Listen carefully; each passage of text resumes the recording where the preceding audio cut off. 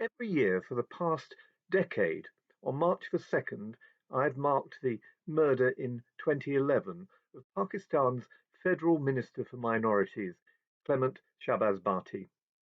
Today, as co-chair of Westminster's all-party parliamentary group on Pakistan minorities, I reiterate my profound admiration for one of the most compelling and outstanding, courageous political figures of recent years, and I associate the members of my parliamentary committee with my tribute to him today.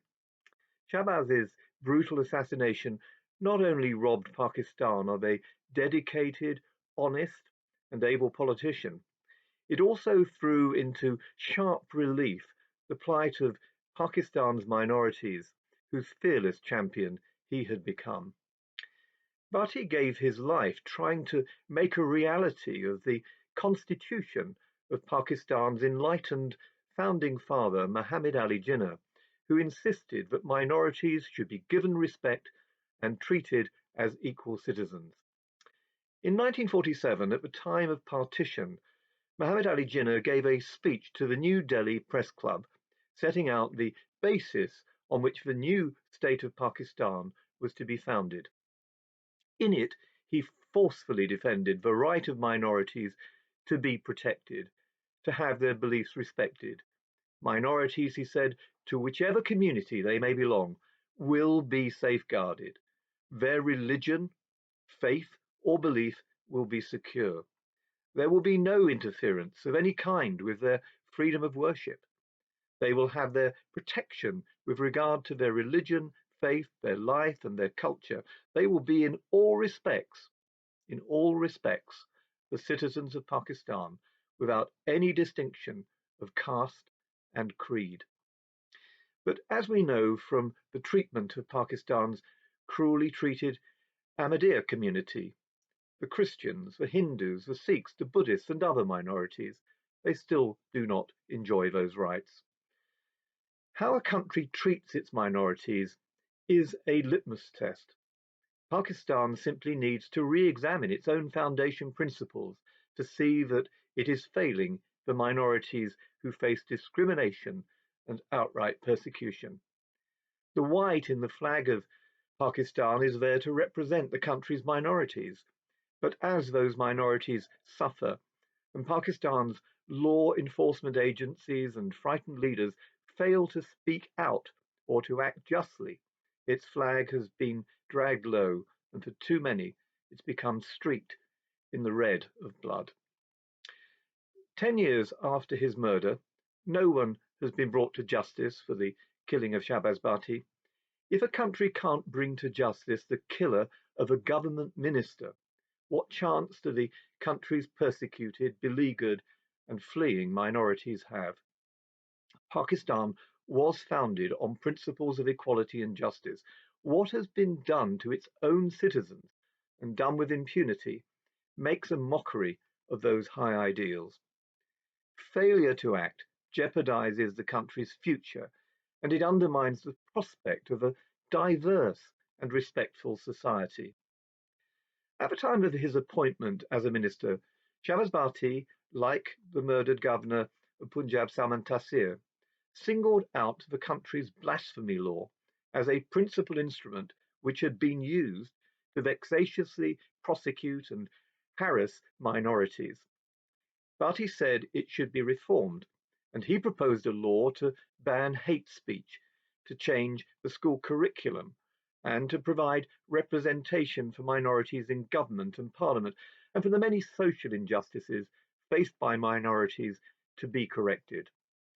I visited some of the so-called colonies in Lahore and in Islamabad, where Christian minorities are condemned to lives of squalor and servitude. I saw families living in hovels with dirt floors, in shacks without running water or electricity, little education or health, squalid and primitive conditions, all completely, I might add, off the United Kingdom's aid radar. Thousands upon thousands of people condemned to lives of destitution and misery. This leftover from the caste system is graphically illustrated by the case of a boy beaten and excluded from school for simply touching a water tap. Untouchability remains a curse. With parliamentary colleagues, I'm currently taking evidence in an inquiry into abductions of young girls, forced conversions, and forced marriages. An estimated 1,000 take place every year. Girls like the 12-year-old Arzu Raja. The murder of Shahbaz Bhatti demands our attention to cases such as hers and to such gross violations of human rights. He would expect us to raise our voices when we see two children forced to watch a lynch mob of 1,200 people burn alive their parents, or when we see children from minorities working in brick kilns, workshops, factories, or as domestic servants, or when we consider the story of a boy like Iqbal Masih, an incredibly brave 12-year-old Christian boy shot dead for rebelling against enslavement, while countless others are ghettoized into squalid colonies and forced to clean latrines and sweep streets as jobs. Over the past decade, the United Kingdom has given Pakistan nearly £3 billion in UK aid, an average, that is, of £383,000 each and every single day. Shahbaz Bhatti's memory demands that we keep demanding to know how that money is being used to address the injustices against which he stood.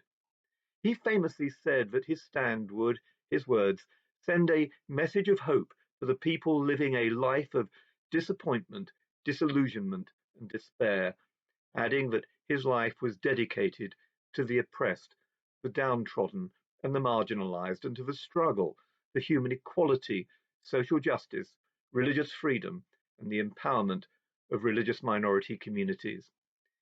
Perhaps the greatest tragedy of Bhatti's murder is that his countrymen overwhelmingly share those ideals. In a survey of Pakistan opinion, 90% cited religious extremism as the greatest threat to their great country. Shahbaz Bhatti was a brave advocate of reform of the country's blasphemy law, but he was more than that. He was a sacrificial and exemplary figure, and his life was given for the common good, for common humanity. All around the world, as we're all too acutely aware, an ideological hatred of difference is driving a systematic campaign of persecution, deportation, and exodus, degrading treatment, including sexual violence, enslavement, barbaric executions, and attempts to destroy history and culture that is not its own. And I think of the genocides against Uyghur and Rohingya Muslims and Christians and Yazidis in Iraq. Shahbaz Bhatti's life was given to the cause of common humanity, wherever and whichever minorities suffer or are persecuted. They should look to the story of Shahbaz Bhatti for inspiration. So, 10 years may have passed, but we have not and will not forget the sacrifice of Shahbaz Bhatti, who gave his life for his people, accepting political office even though he knew it would cost him his life. We owe it to him and to the minorities of Pakistan to redouble our own efforts to bring his noble ideals to fruition.